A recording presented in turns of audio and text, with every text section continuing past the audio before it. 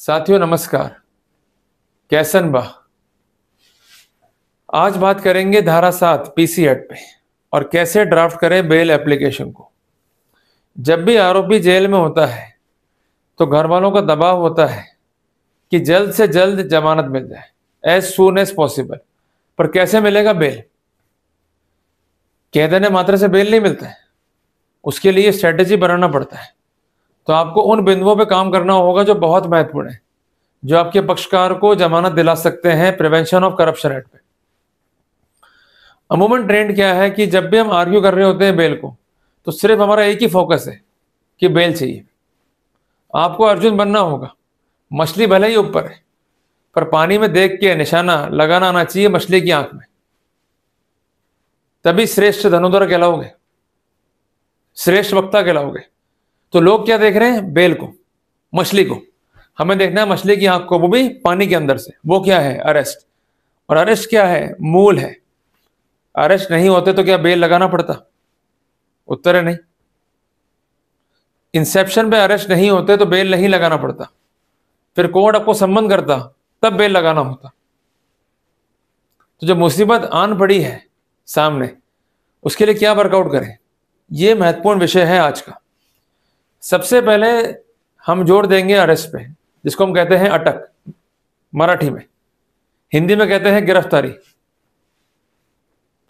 जब भी कोई अपराध होगा तो ऐसी स्थिति में गिरफ्तारी करना कब आवश्यक है, यह है प्राथमिक बिंदु चर्चा का, जिसके लिए धारा 35 सब क्लॉज 1 सब क्लॉज BNSS का आपको पढ़ना होगा। गिरफ्तारी कौन से अपराध में होगी? ऐसे मामले जो संज्ञेय है। अगर मामला असंज्ञेय है तो वहां पर गिरफ्तारी नहीं होगी, जिसके लिए आपको धारा 35 सब क्लॉज 1 BNSS का पढ़ना होगा। क्या कहता है कानूनी प्रावधान? इसको अगर आपको जानना है तो भारतीय नागरिक सुरक्षा संहिता की धारा 35 को ओपन कीजिए, ताकि कंसेप्चुअली हम क्लियर हो सकें और मन में कोई दुविधा या संशय ना रहे। धारा 35 कहता है कि एनी पुलिस ऑफिसर, जिसमें आपका विजिलेंस भी है, ACB भी है, CBI भी है, may without any order from a magistrate, even without a warrant from the magistrate, arrest any person। कि जो मामले हैं उनमें पुलिस वाले बगैर मजिस्ट्रेट के ऑर्डर के और बगैर वारंट के गिरफ्तार कर सकते हैं। वो मामले कौन से?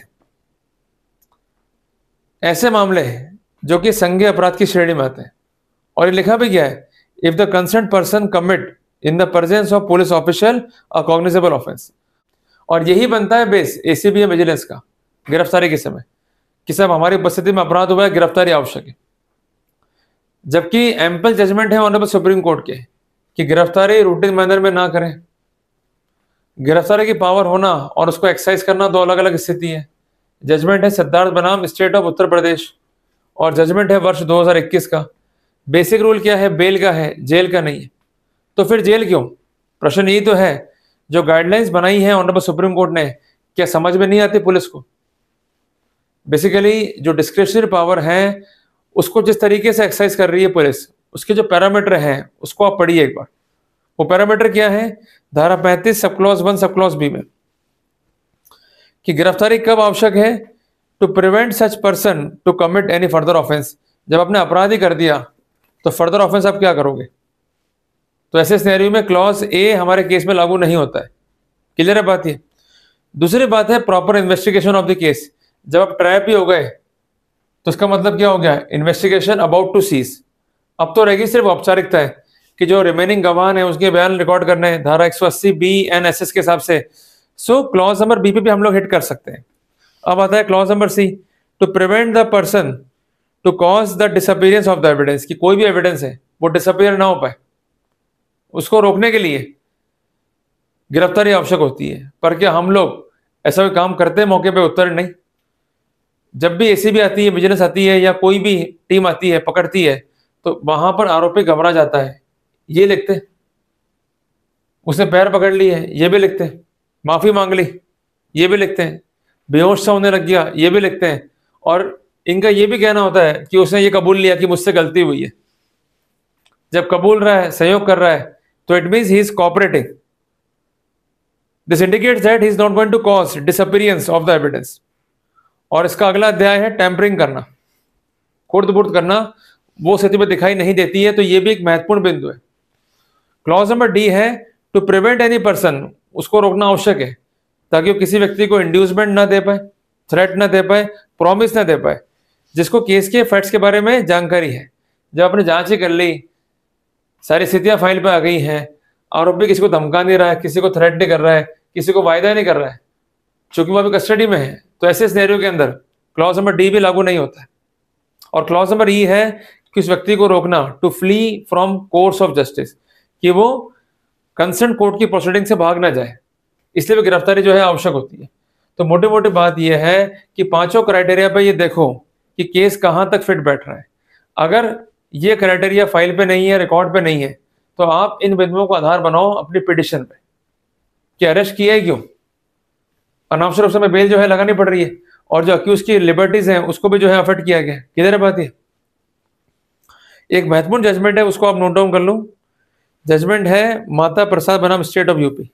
जजमेंट है इलाहाबाद हाईकोर्ट का, दिनांक 12/8/2025 का। इसमें क्या हुआ था कि आरोपी को जो है गिरफ्तार किया धारा 7 पीसी एक्ट में। अब यहां पर एक बात नोट कर लीजिए कि धारा 7 पीसी एक्ट में जो अधिकतम कारावास है वो है 7 साल का। पहले हमारे पास में क्या था, 41A CRPC। अब क्या आ गया, धारा 35 सब क्लॉज 3 BNSS, कि जहां गिरफ्तारी आवश्यक नहीं है तो वहां पर नोटिस देना पड़ेगा। जबकि बात यहां तक भी है जजमेंट्स के अंदर कि जहां पनिशमेंट 7 साल तक है वहां गिरफ्तारी करनी नहीं है। अगर आरोपी कॉपरेट कर रहा है, टैंपरिंग नहीं कर रहा है, कोई ऐसा कृत्य नहीं कर रहा है जिससे प्रोसिक्यूशन को प्रेजुडाइज हो रहा हो, तो ऐसे सिनेरियो में धारा 35 सब क्लॉज 3 BNSS का लाभ मिलना चाहिए, जिसको हम प्रीवियसली धारा 41A CRPC के नाम से भी जानते थे। और इस पॉइंट पे जो इंपॉर्टेंट जजमेंट है वो है अरनेश कुमार बनाम स्टेट ऑफ बिहार का। ये आप जो है नोट डाउन कर लीजिए। जजमेंट है ऑनरेबल सुप्रीम कोर्ट का, वर्ष 2014 का।